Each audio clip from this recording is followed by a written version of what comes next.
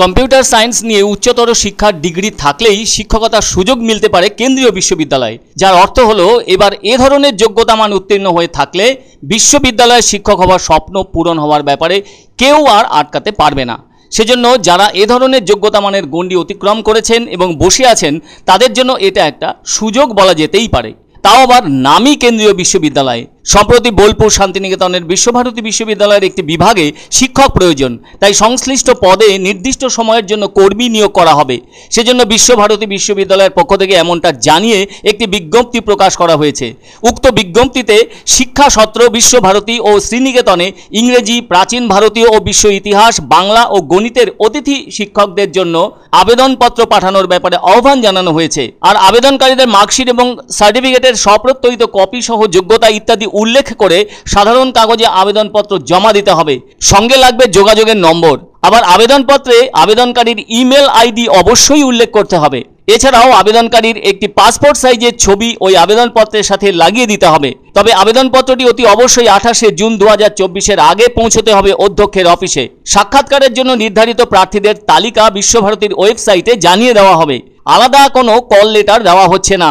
সাক্ষাৎকারের তারিখ সেই অনুযায়ী জানানো হবে। ইংরেজি পদের নাম ও সংখ্যা প্রাচীন ভারতীয় ও বিশ্ব ইতিহাস, বাংলা এবং গণিত, যার জন্য প্রয়োজনীয় যোগ্যতা হিসেবে একটি স্বীকৃত বিশ্ববিদ্যালয় বা প্রতিষ্ঠান থেকে সমষ্টিগতভাবে কমপক্ষে 50% নম্বর সহ সংশ্লিষ্ট বিষয়ে স্নাতকোত্তর ডিগ্রি থাকা আবশ্যিক। প্রাচীন ভারতীয় এবং বিশ্ব ইতিহাসের পদের জন্য একটি স্বীকৃত বিশ্ববিদ্যালয় বা প্রতিষ্ঠান থেকে AIHC এর মোট কমপক্ষে 50% নম্বর সহ স্নাতকোত্তর ডিগ্রিও থাকতে হবে। আবার স্বীকৃত বিশ্ববিদ্যালয় থেকে সংশ্লিষ্ট পদ্ধতির বিষয়ে BEd বা সমমানের ডিগ্রিও থাকতে হবে। উদ্দেশ্যের জন্য NCTE দ্বারা প্রণীত নির্দেশিকা অনুসারে CBSE দ্বারা পরিচালিত কেন্দ্রীয় শিক্ষক যোগ্যতা পরীক্ষায় পাশ থাকতে হবে। বিভিন্ন রাজ্য দ্বারা পরিচালিত শিক্ষক যোগ্যতা পরীক্ষাতেও পাশ থাকতে হবে। এছাড়াও বাংলা, ইংরেজি ও হিন্দিতে কাজের জ্ঞান থাকতে হবে। এক্ষেত্রে সর্বোচ্চ বয়সসীমা রাখা হয়েছে 35 বছর। আবেদনকারীর অবশ্যই কম্পিউটার অ্যাপ্লিকেশনের জ্ঞান থাকা প্রয়োজন বলে মনে করছেন বিশ্বভারতী বিশ্ববিদ্যালয় কর্তৃপক্ষ। তাদের পক্ষ থেকে জানানো হয়েছে এখানে যারা কাজ করবেন সেক্ষেত্রে তাদের একজন অতিথি শিক্ষকের পারিশ্রমিক 12,000 টাকা হবে, আর প্রতি মাসে তাকে কমপক্ষে 80টি করে ক্লাস নিতে হবে। এদিকে বিষয় এবং পদের সংখ্যা জানিয়েও দেওয়া হয়েছে।